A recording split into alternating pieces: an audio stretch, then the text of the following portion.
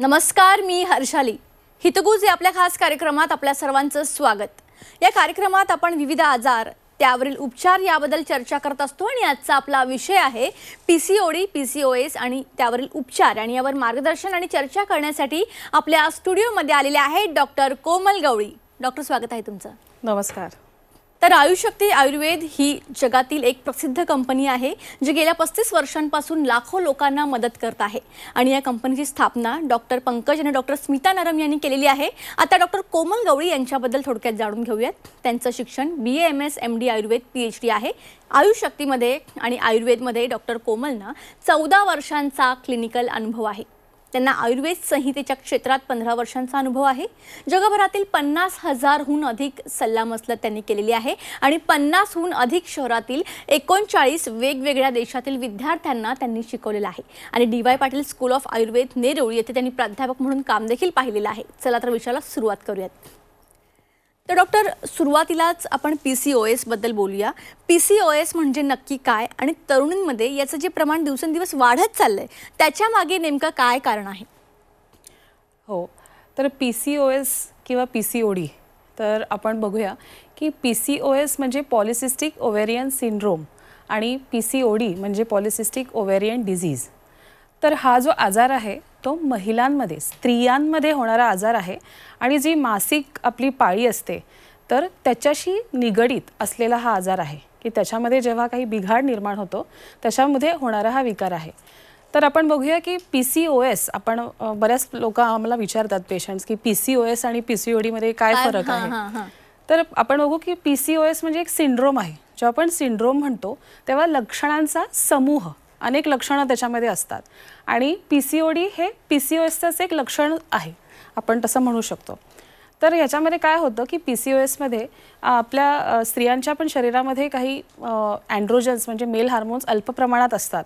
पण जेव्हा ते जास्त प्रमाणात तयार व्हायला लागतात तेव्हा की अंडाशयामध्ये त्या अँड्रोजन्स म्हणजे मेल हार्मोन्सचं प्रमाण जास्त वाढायला लागतं आणि आपण म्हणू की द्रवाने भरलेल्या पिशव्या अशा त्या अंडाशयामध्ये पेरिफरीला तयार होतात आणि ज्याच्यामुळे जे स्त्रीबीज आहे त्याच्या निर्मितीमध्ये प्रॉब्लेम येतो आणि ते स्त्रीबीज फुटत नाही आणि त्याच्यामुळे मासिक पाळीमध्ये बिघाड निर्माण होतो. आणि हा PCOS जो आहे तो मेटाबॉलिक असा विकार आहे आणि PCODपेक्षा पण गंभीर असलेला विकार आहे. आणि त्याची जी कारणं आहेत की इन्सुलिन रेझिस्टन्स किंवा आपण म्हणू जेनेटिक डिसऑर्डर आणि मिथ्या आहार विहार, जे आयुर्वेदामध्ये सांगितलेलं आहे की चुकीचा आहार विहार, त्याच्यामध्ये जास्त करून आपण म्हणू की तळलेले पदार्थ किंवा आंबट पदार्थ किंवा खारट पदार्थ अशा पद्धतीचं आहाराचं सेवन करणं आणि प्रामुख्याने व्यायाम न करणं किंवा बैठा व्यवसाय, म्हणजे आपण बघतो की आजकाल सगळ्यांचंच लाईफस्टाईल बदललेलं आहे की सिडेंटरी लाईफस्टाईल, की एका जागेवर खूप वेळ बसून राहणं, ह्याच्यामुळे त्या मासिक पाळीमध्ये आणि त्या स्त्रीबीज निर्मितीमध्ये बिघाड निर्माण होतो आणि मग त्याचा जो एक रिॲक्शन आहे, त्याचा इफेक्ट आहे तो मासिक पाळीवरती दिसायला लागतो आणि मासिक पाळी मग इरेग्युलर होणं असं ते एक लक्षण सगळ्यात पहिलं जाणवतं. तर अशा पद्धतीने PCOS हा सिंड्रोम आहे आणि PCOD त्याचं एक लक्षण म्हणून आपण ओळखू शकतो. ओके, आता याबद्दल तुम्ही यातला फरक तर सांगितला, पण आता सगळ्यात महत्त्वाचं याची सुरुवातीची लक्षणं काय आहेत आणि ती होण्यामागचं मूळ कारण काय आहे? कारण का बरेच वेळा असे आजार असतात की आपल्याला सुरू झालेले आहेत हे आपल्याला खूप लेट कळतं, कळूनच येत नाही. तर त्याची सुरुवातीची लक्षणं काय आहेत?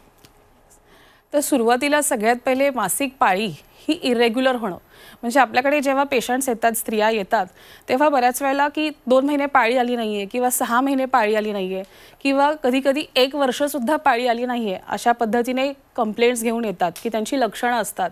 तर हे सगळ्यात प्रथम लक्षण आहे की मासिक पाळी बिघडणं, हे त्याचं सगळ्यात म्हणजे प्रथम लक्षण आहे. दुसरं आहे की वजन वाढणं, म्हणजे मी जसं म्हटलं की मेटाबॉलिझम त्याच्यामध्ये इन्व्हॉल्व्ड आहे. मेटाबॉलिझम म्हणजे काय, तर चयापचय प्रक्रिया, की अन्न आपण जे खातो त्याचं जर योग्य चयापचय झाला नाही तर ते डायरेक्टली त्याचं फॅट्समध्ये रूपांतर होतं. मेदधातू किंवा मांसधातू जो आहे आयुर्वेदामध्ये सांगितलेला त्याचंच जास्त पोषण होतं, इतर धातूंचं पोषण होत नाही आणि त्याच्यामुळे वजन वाढायला लागतं.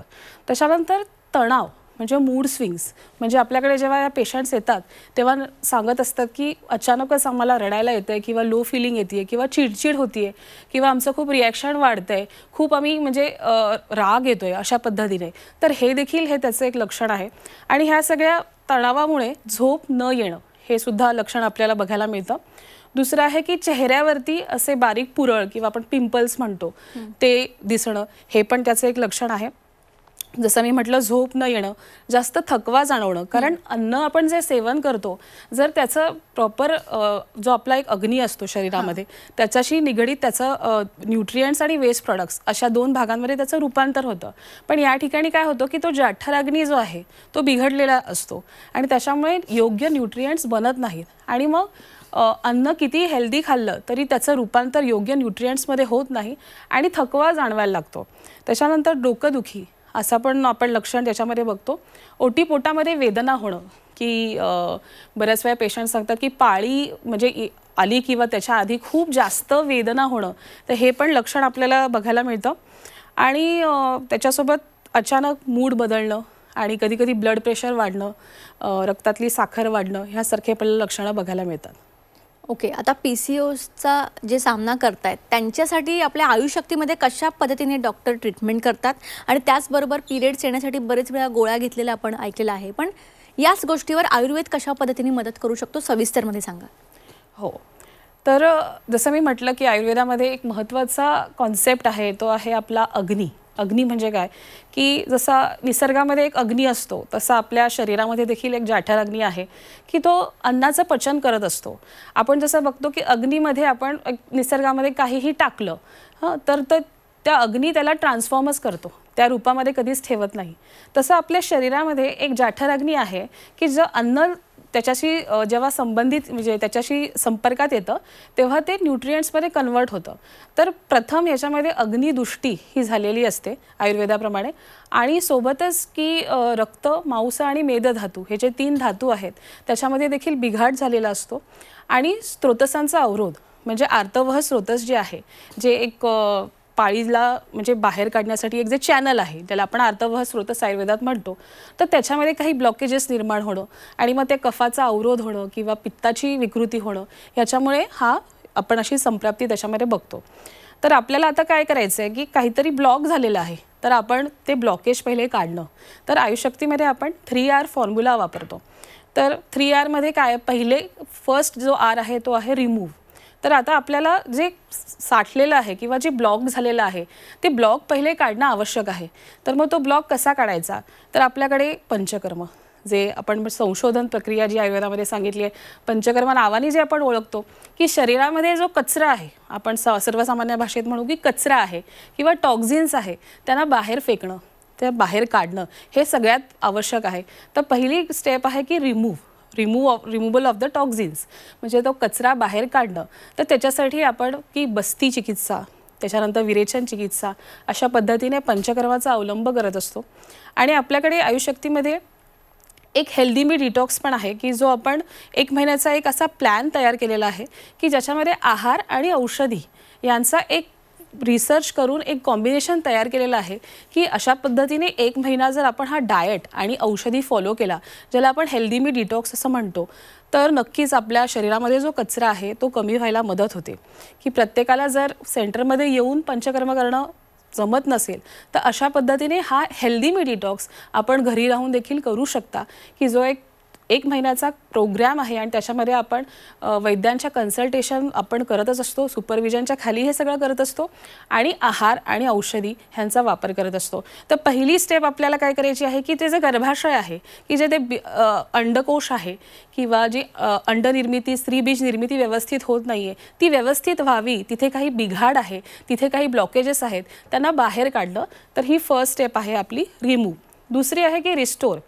तर रिस्टोरमध्ये आपण पुन्हा जे मी म्हटलं की जसं कफाचा अवरोध असेल किंवा रक्त, मांस, मेद यांची दुष्टी असेल तर त्यांना पुन्हा रिस्टोर करणं, त्यांचं पुन्हा साम्य प्रस्थापित करणं, यासाठी आपल्याकडे आहार आणि औषधी यांचा पण आपण वापर करतो. तर औषधींमध्ये आपल्याकडे आयुष्शक्तीमध्ये विशेष करून कुमारिका टॅबलेट म्हणून आहे, नारीशक्ती चूर्ण आहे आणि सोबत स्त्री संजीवनी टॅबलेट आहे, ग्रंथीहर टॅबलेट आहे. तर अशा पद्धतीने आपण ते वनस्पती जे आहेत की त्यांचं हर्बल ज्या रेमेडीज आहेत, ज्या विविध वनस्पती वापरून आपण तयार केलेल्या आहेत त्यांचा आपण अवलंब करतो. आणि आहारामध्ये मी जसं म्हटलं की विशेष करून स्त्रियांसाठी की आपण बघतो की आंबट, तिखट आणि खारट हे पदार्थ अत्यधिक सेवन केले तर नक्कीच त्याचा परिणाम पाळीवरती होतो आणि पाळी अनियमित वगैरे होणं असं आपल्याला जाणवतं. आपल्याकडे जेव्हा पेशंट्स येतात आणि आम्ही जेव्हा हिस्ट्री घेतो तेव्हा विशेष करून 80 to 90% स्त्रियांमध्ये हे जाणवतं की कुठेतरी अत्यधिक आंबट पदार्थ त्यांना आवडत असतात अचानक, किंवा ते खूप जास्त खात असतात, खारट पदार्थ, तिखट पदार्थ. तर हे अत्यधिक सेवन केल्याने नक्कीच त्याचा परिणाम लगेच पाळीवर दिसून येतो. आणि मांसाहाराचं अधिक सेवन करणं, तसंच दूध आणि दुधाचे पदार्थ, मी जसं म्हटलं की कफदोष जो आहे त्याचं काम आहे अवरोध निर्माण करणं.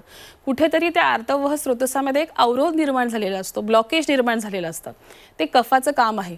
आणि मग हा कफ वाढवणारे पदार्थ कोणते? तो गोड पदार्थ.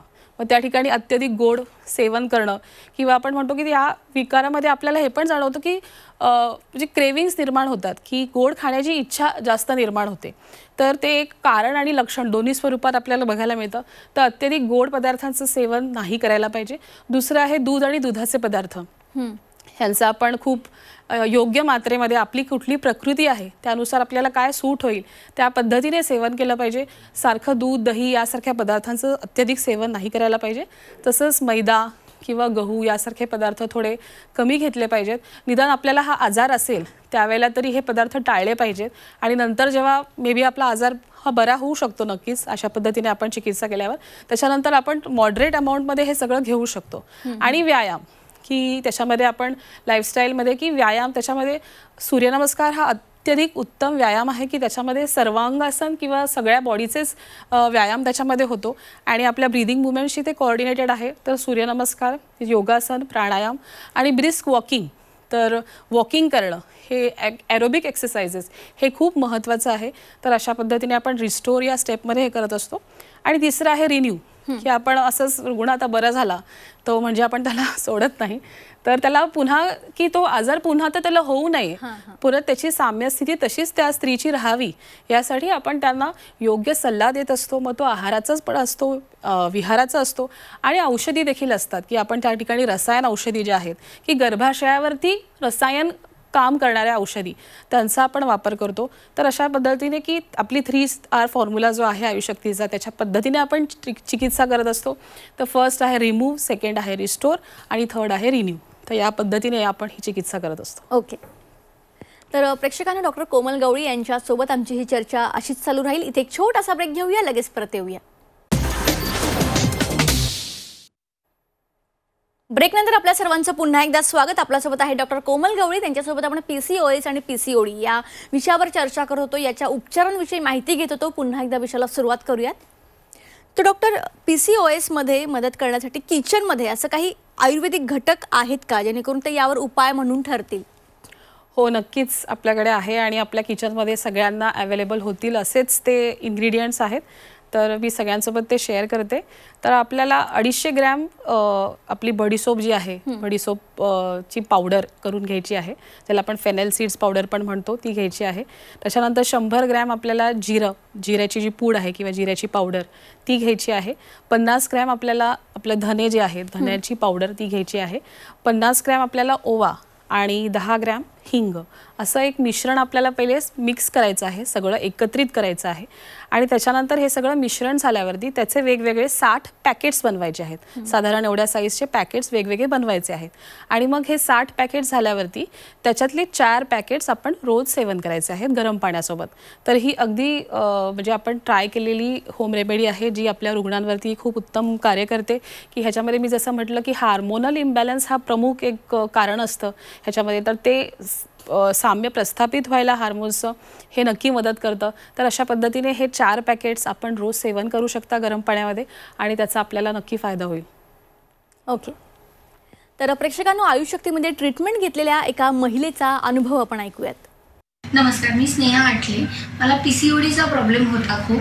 मी खूप डॉक्टर केले पण मला काही रिझल्ट आले नाही. त्याच्यानंतर मला आईने आयुशक्ती म्हणून सजेस्ट केलं, कारण का तिच्या पायाला भेगा पडलेल्या आणि मला पण 2 महिने मी गोळ्या घेतल्याच्या नंतर, प्रॉपर डाएट फॉलो केल्याच्या नंतर मला रेग्युलर पाळी यायला लागली. 6 महिने मला रेग्युलर पाळी आल्याच्या नंतर मॅडमशी कन्सल्ट करून आम्ही विचार केला की चान्स घ्यायचा.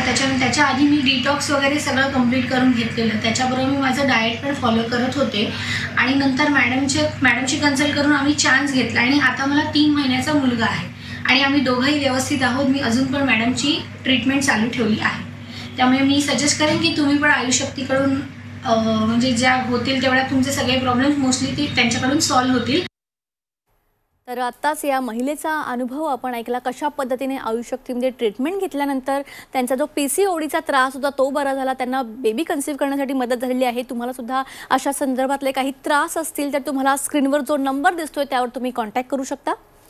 डॉक्टर, PCOSचे रिस्क फॅक्टर म्हणतात, तर रिस्क फॅक्टर नेमके काय आहेत आणि इनफर्टिलिटी म्हणजेच वंध्यत्व, तर याचा PCOSमुळे गर्भधारणेसाठी काय प्रॉब्लेम होऊ शकतो? नक्कीच आपण आपल्याकडे जेव्हा रुग्ण येतात तेव्हा वंध्यत्व जेव्हा आपण रुग्ण बघतो त्याच्यामध्ये PCOS खरंच एक प्रमुख कारण असतं की PCOSमुळे वंध्यत्व निर्माण होऊ शकतं. आणि एक सांगायचं म्हणजे की वंध्यत्व जे आहे की ते आयुर्वेदामध्ये असं सांगितलं की ज्यांना गर्भाधान होत नाही, गर्भाधानमध्ये काही अडचणी निर्माण होतात, त्याला आपण वंध्यत्व असं म्हणतो. तर एक छान सूत्र सांगितलं आयुर्वेदामध्ये की सौमनस्यम गर्भजननानाम. म्हणजे ह्याचा अर्थ काय आहे, तर गर्भजनन किंवा गर्भाधान होण्यासाठी सगळ्यात प्रथम काय आवश्यक आहे तर सौमनस्य म्हणजे मनाची उत्तम स्थिती. आता ह्या PCOSमध्ये आपण बघितलं की हार्मोन्स इतके वरखाली झालेले असतात, इतके बिघडलेले असतात की त्या महिलेची जी स्थिती आहे मानसिक तीच बिघडलेली आहे. पण त्याच्यामध्ये गर्भाधान होणं खरंच खूप म्हणजे त्याच्यामध्ये अडचणी येतात आणि ते प्रॉब्लेम येतो, ते होत नाही. तर त्याच्यामध्ये आपल्याला सगळ्यात प्रथम तिचं मानसिक जे आहे ते साम्य प्रस्थापित करणं, तिच्या मनाची लेवल जी आहे तिला हॅपी करणं, हे सगळं खूप महत्त्वाचं आहे. आणि एकदा हार्मोन्स तिचे बॅलन्स झाले तर हे सगळं होतं. तर त्याच्यामध्ये काउन्सिलिंग करणं किंवा तिच्या काही अडचणी असतील, काही स्ट्रेस डिप्रेशनमध्ये काही महिला असतात, तर त्याच्यामुळे देखील हे आपल्याला बघायला मिळतं. आजकाल आपण बघतो की बऱ्याच आपण सगळ्या वर्किंग वुमन आहोत आणि ही खूप अभिमानाची गोष्ट आहे. पण कधीकधी त्याचा एक स्ट्रेस आणि डिप्रेशनच्या रूपामध्ये आपल्याला त्याचे साईड इफेक्ट्स दिसतात. पण मग तो स्ट्रेस आणि डिप्रेशन हँडल कसा करायचा त्याचा पण एक मार्ग आहे किंवा त्याच्यासाठी काही औषधी आहेत. आणि आपण जेव्हा पंचकर्म असं म्हणतो की आपण टॉक्झिन्स हे शरीरातले काढतो, तेव्हा ते फक्त शरीरातले टॉक्झिन्स नसतात, तर मनामध्ये आपल्या काही इमोशन्स असे दडलेले असतात, काही सप्रेस झालेले असतात, काही ट्रॉमा असतो, तर ते देखील इमोशनल टॉक्झिन्स या पंचकर्मामध्ये निघून जातात. म्हणजे पंचकर्म म्हणजे फक्त शरीरावरती आपण त्याची चिकित्सा करतो असं नाही, तर मनामध्ये देखील काही टॉक्झिन्स आहेत, इमोशनल टॉक्झिन्स, ते देखील बाहेर पडतात. आणि जेव्हा आपण वंध्यत्वाविषयी म्हणतो आणि त्याच्यामध्ये सगळ्यात महत्त्वाचं आहे सौमनस्य, तर अशा पद्धतीने जेव्हा आपण पंचकर्म, औषधी, त्याच्यानंतर काउन्सिलिंग, जी सत्वावजय चिकित्सा सांगितली आहे, त्या स्त्रीला जेव्हा समजावतो की हे स्त्रियांना आपल्याला म्हणजे कोणीतरी ऐकलं तरी बरं वाटतं. कारण आम्ही जेव्हा बघतो की जेव्हा स्त्रिया येतात तेव्हा त्या अक्षरशः रडत असतात की खूप त्या ट्रॉमामधून जात असतात. पण आपण त्यांना जेव्हा समजावतो, अशा पद्धतीने औषधी देतो, तेव्हा ते नक्की बऱ्या पण होतात. आता आपण जसं बघितलं की त्या महिलेला कन्सीव्ह देखील ती झाली आणि अशा पद्धतीचे केसेस पॉसिबल आहेत. तर ह्याच्यामध्ये आपण नक्कीच अशा पद्धतीने जर तुम्हाला स्ट्रेस, डिप्रेशन वाटत असेल तर तुम्ही नक्की तुमच्या आयुशक्तीमधल्या वैद्यांचा सल्ला घेऊ शकता. आणि औषधी त्याच्यासाठी आहेत, त्याच्यामध्ये काहीच आपल्याला संकोच करायची गरज नाही आहे. नक्की आपण औषधींचा वापर, जे मी म्हटलं की काउन्सिलिंग, ह्या सगळ्याचा वापर केला पाहिजे आणि आपल्या शरीरातले हार्मोन्स जे आहेत ते बॅलन्स केले पाहिजेत. तर स्ट्रेस आणि डिप्रेशन हे देखील या PCOSमुळे होतं आणि स्ट्रेस आणि डिप्रेशनमुळे PCOS होतं, असं ते चक्रच फॉर्म होतं. तर ती सायकल ब्रेक आपण करतो आणि त्याच्यामध्ये मी जसं म्हटलं की हे 3R फॉर्म्युला नक्कीच आपल्याला मदत करतं आणि फिजिकल आणि इमोशनल टॉक्झिन्स बाहेर काढणं ही त्याच्यावरची उत्तम चिकित्सा आहे. ओके, तुम्ही या ठिकाणी याला खूप चांगलं मार्गदर्शन केलं. PCOD आणि PCOSमध्ये एक्झॅक्टली काय फरक आहे, आपल्या प्रेक्षकांच्या मनात जे काही प्रश्न असतील ते आज सॉल्व्ह झाले असतील, तर त्यासाठी तुमचे मनापासून धन्यवाद. धन्यवाद. तर प्रेक्षकांनो, आजचा आपला विषय होता PCOD, PCOS आणि यावरील उपचार, आणि यावर मार्गदर्शन केलेलं आहे डॉक्टर कोमल गवळी यांनी. अतिशय उत्कृष्टरित्या मार्गदर्शन केलेलं आहे. तुम्हाला या संदर्भातले काही प्रॉब्लेम्स, काही सिम्पटम्स दिसत असतील तर ते दुर्लक्ष करू नका. तुम्हाला स्क्रीनवर जो नंबर दिसतोय त्याद्वारे तुम्ही यांना कॉन्टॅक्ट करू शकता. कार्यक्रमात आता वेळ झाली आहे इथेच थांबण्याची. ताज्या बातम्यांकरिता पाहत रहा झी 24 तास.